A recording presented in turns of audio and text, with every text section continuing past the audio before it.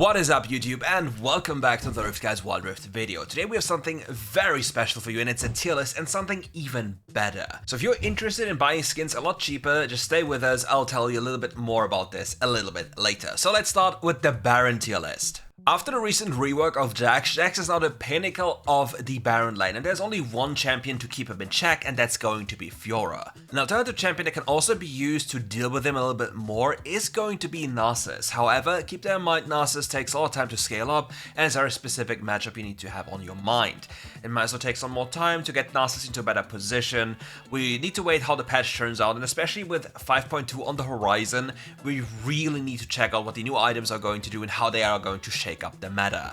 Nonetheless, we still have Yone as one of the most powerful picks in the Baron lane, and all you have to do, which is something that you barely see anyone do, is go defensive boots.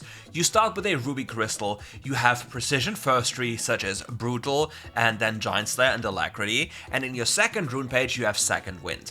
That way you survive most of your matchups and completely scale through the roof into an absolute demonic state where you 1v9 the entire game. And if you're wondering what happens if you go for attack speed boots, you most likely just get absolutely obliterated by the entire top lane roster. There are also two new additions which I just want to add because they're gaining in popularity. Usually it's the rage top propaganda, and I don't really like to support it, but it is what it is, they're just too good. Vayne top lane is by far best position the entire meta you can ask for, and Varus top is an absolutely broken pick. Varus can also be played in every role, be it jungle, top lane, mid lane, AD carry, even in support, it doesn't even matter, the champion is too overtuned, and Rai just made the mistake of buffing him again, which I don't really understand. But again, the same thing applies, defensive boots are your go-to when it comes to these champions. And for the tanks, well, ladies and gentlemen, Maokai is just the best you can ask for. Maokai just has been nerfed, but is simply not enough to take this absolute demonic creature of the meta. It's the most powerful pick as a tank for the Baron lane, support position, tank jungle, even as a mid lane champion, support champion. It is absolutely insane how powerful this champion is, even with a Senna in bot lane. Like, this champion, again, has all 5 roles available to him, and it's absolutely insane how Riot is not nerfing him even more. I'm really surprised, or I would be really surprised if they don't nerf this champion in 5.2 even more. And now let's talk about the special offer. If you're tired of overpaying for skins and have something specifically for you, you can get all skins, wild cores, emotes, keys, anything for a lot cheaper than what is offered on the WildRift client. All you have to do is check out the link in the description, follow all the steps, and you can have all these skins for as cheap as this, maybe even cheaper, maybe a little bit more expensive, but most definitely a lot cheaper than what you see in the client. So if you want to have this Prestige Army skin and not go broke after buying it, feel free to just join the Discord and get it a lot cheaper. Just tell them you're coming from me, use Kirk's10 again, and enjoy your cheap skins. Now with that done, let's get back to business for our jungle tier list. We have Xin Zhao as the most annoying pick possible. The most powerful pick would be most likely Viego, but Xin Zhao is just the easiest to play and most annoying champion to face. Diana has risen in priority, got a lot stronger than she was before. Vi is also a lot better, and all the champions within the S tier are just very powerful pick you always have to have on your radar, because these champions are the most consistent to carry with and just the easiest to win most of your games with. You can also stay tuned for the incoming Rengar rework, making him a lot stronger than he already is, and many people believe this champion is weak right now, which I don't believe he is. He just is a lot more effort to play than other champions. For example, why should you input all the effort to play Rengar when you can just play Xin Zhao and just run a Pickle Ooga Booga style with plated steel caps or Mercury treads and just one-tap them anyway without any skill expression? Why do you need to stay or track your passive stacks, use your combo right when you can just smash all your buttons at the same time with Xin Zhao? So yeah, but with the next update, I believe that this Rengar champion is going to be an absolute menace on the Rift, maybe even a top contender for the pick of the patch. Now, let's talk about the tank tier.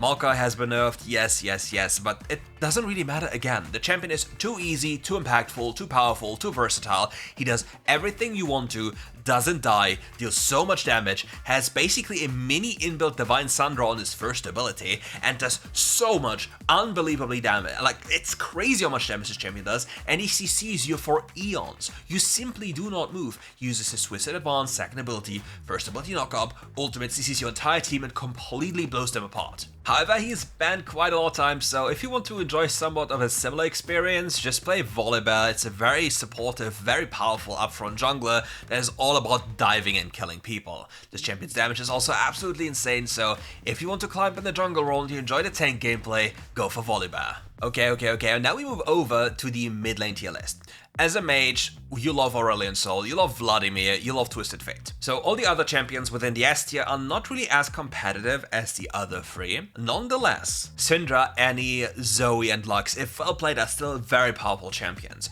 You can even make the argument that a good played or well played Orianna and Ziggs are very powerful, and the argument that many people would be very happy about is about Morgana. So let's talk about Morgana for a second. Morgana is a terrible blind pick. She's completely terrible if you pick her blind. However, if you pick Morgana into certain compositions, for example, the enemy picks Volibear jungle, they pick a Thresh support or a Leona support, like some kind of an engage support like a Nautilus, and the enemy mid lane is, for example, a Twisted Fate, Morgana rises in power a lot more. All you have to do is survive till you get like Boots of Mana and then go towards Ludens, because on mid lane Morgana you need Ludens. And then you have wave clear for days and you constantly rotate around the map. So first, I personally believe Morgana was really bad in mid lane, but that was more of a problem of the typical Morgana players, because you all know there's a certain stereotype of players of certain champions that they make the champion look very weak. I fell victim to that one. I completely agree with that one. However, to play Morgana well, you need to be a lot better in the game, or understanding the game, than on other champions. Yes, you can do the bare minimum of just pressing your second ability everywhere, but to unleash the full potential of this champion, and that's what I'm talking about, is you understanding how to rotate, how to push plays, and how to push your lead completely. Because this champion, once you have Boots of Mana, is not linked to mid lane anymore. You can leave one puddle behind and completely rotate around the map, cover any single play, shadow every single lane, and be completely annoying for enemy champions. And you scale into the late game, making it very difficult for the enemy team to achieve something, because they have a very big difficulty to deal with you, especially if you place a puddle in front of our objective. They can't really approach this because they take too much damage, and if they get too low, the execute modifier of your second ability will go absolutely crazy. Now over to the mid lane assassin tier list. Kassadin still reigns supreme over everyone, and nothing comes remotely close. There's just nothing that can compare to Kassadin's power level. Nonetheless, Kassadin suffers from one thing, and that is a game going by too fast. If everyone is losing, everyone is inting, there might be a lot of difficulties coming back into the game, but if you understand how to play Kassadin and your team isn't going 0-30 on every position, you still have the highest percentage win chance, because you scale, and you scale very early on. The moment you have your Boots of Mana, Prophet's Pendant, and the tier with sudden impact in your runes, you one-shot everyone. Now for the other tier, I've made a few additions here. We have Varus in the S tier. It's a champion that can even compete with Jace, because Varus damage is absolutely insane. For mid lane, you'll rush Phase Rush, or you'll have Phase Rush as your rune, and it will be very difficult for the enemy to gank you or deal with you, because your damage is simply too high. If you have your Chains of Corruptions, which is your ultimate ability available, you'll completely decimate people within an instant. You also have very many builds available to you. You have the new you have Essence Reaver at your disposal as your first item, powering your first ability into Narnia, completely one-tapping wave on enemy people, and afterwards you can still transition into on-hit, just making it very difficult for the enemy to have any type of chance here. There's another pick I didn't really mention, which is Ezreal. If he gains more popularity, I think similar to Royal, I'll add him as well, but for now I will keep him away. But if I see more of them and they perform well, I will add him as well. But considering this tier list here, he would be lower, like low, super low S, or more closely to the A tier. And if there's something that I might correct in the future, it might actually be Corki, and I put Corki a little bit higher. But there's also Maokai. Maokai, again, is not really that strong during the laning phase in mid lane, but he cannot die because mages can't kill him, and he has pristine gank setup. His second ability and his first ability will almost always guarantee a kill for a jungle, so you really have to look out for this champion in the mid lane as well. Now let's talk about the AD carry tier list. Not many changes here, you know already. Varus is absolutely broken, Tristana underrated, and for AD carries it's all about picking them into the right draft. With the exception of never pick Twitch or Vayne unless you have a Lulu. That's like the only exception that we need to talk about. Other than this, almost all AD carries are somewhat viable, just depending on the champions you play into. To give you a rundown again. Lucian wants to be lane dominant, similar to Samira, similar to Draven. Xayah wants to be picked into enemy engage comms. Ezreal is a blind pick of a champion. Kai'Sa, if you blind pick her, you can be absolutely decimated, yet you scale. Tristana gets decimated during the laning phase as function level 5 and wants to scale as well. For the A tier, Sivir wants like front to back team fights, where you're allowed to auto attack a lot. Nyla wants enemy champions to go into you, for example Yasuo-esque comms, she's very good into that. Corki is a good neutral pick. Kalista wants to dominate lane. Caitlyn wants to dominate lane with an enchanter. Jhin is like the middle ground of a champion that is fine alone, but needs to scale a lot, because Jhin on 0 items and only boots versus Jhin with 1 item is a massive difference, like a massive power creep. Zarya loves enchanters and enemy shielding comms. Jinx just feels very weak right now. And Ashe doesn't really have a purpose outside of her ultimate and chase down during the lane. If there's one thing that makes Ashe completely different to other AD carries, it's a potential in lane to run down people with the slow you have, and obviously looking for proactive plays, because no other champion has the ability to just globally, like, impact the map globally with the ultimate ability. And for the B tier, as I said, just rather stay away from them. You can play MF as AP, you can play her with lethality and just maybe put her into A tier, but MF compared to before is not really the same champion anymore. Now for the mage tier. Ziggs is very powerful. You can pick him almost every time as an APC if you just want to chill back and enjoy your time. All the other champions have different purposes. Again, I've talked about this plenty of times, so I will not repeat the same thing again. And other champions just need some synergistic choices to be even more powerful. Like Seraphine is good into enemy all-in comms that want to come into you and you counter-engage. Lux loves to poke. Karma is a good all-rounder. Syndra is also a decent all-rounder. Veiga into melee comms, similar to the Orianna. Brand into heavy HP stackers. Morgana with specific supports, for example Leona. Misfortune AP, again with specific supports. It all depends on the supports you have, and if you want me to talk maybe more about this one, let me know in the comments below so I can give you a more detailed information sheet or something about this one, because it might be very helpful for you. But what I'm going to work on next is going to be a more detailed how to build your champion guide, so you understand what items to go for, the differences between key itemization like core items, situational items, and everything you need to know about just generally items as a general. And with that done, let's move over to the last one, the support tier list.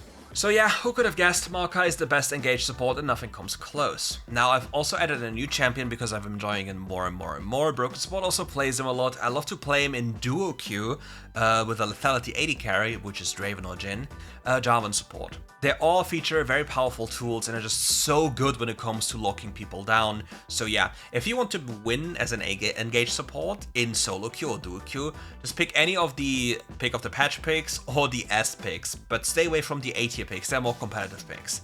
B tier, I know Lux 101 will flame me for this. I still have trouble thinking that Blitzcrank is useful or strong compared to the other champions. He can be useful, don't get me wrong, but it all depends on one certain factor. Does he hit the hook or doesn't he hit the hook? If the hook isn't hit, there's going to be pain and a lot of pain, whereas the other champions provide so much more than Blitzcrank does. I really hope for some Blitzcrank changes in the future, or maybe somebody's going to change my mind, who knows. But now let's talk about the Protect tier. The most notable change here is a change of Janna from S into A and Nami from A into S, and the reason is the following. Okay, Janna in solo queue works pretty well because people are not playing. However, this champion is a silent spectator. She doesn't really provide you with much, and it requires so much effort to do anything that this champion doesn't really do too much. Nami, on the other hand, provides with a lot more healing and damage, but Janna has one saving grace. It's the high AD on her third ability, which scales with a lot of AP, so if you run Summon Airy as a rune, and you get to shield the target you actually want to shield, the benefits of this champion can be very high. But the biggest issue with this champion is that you cannot choose who you shield, which makes it so much weaker.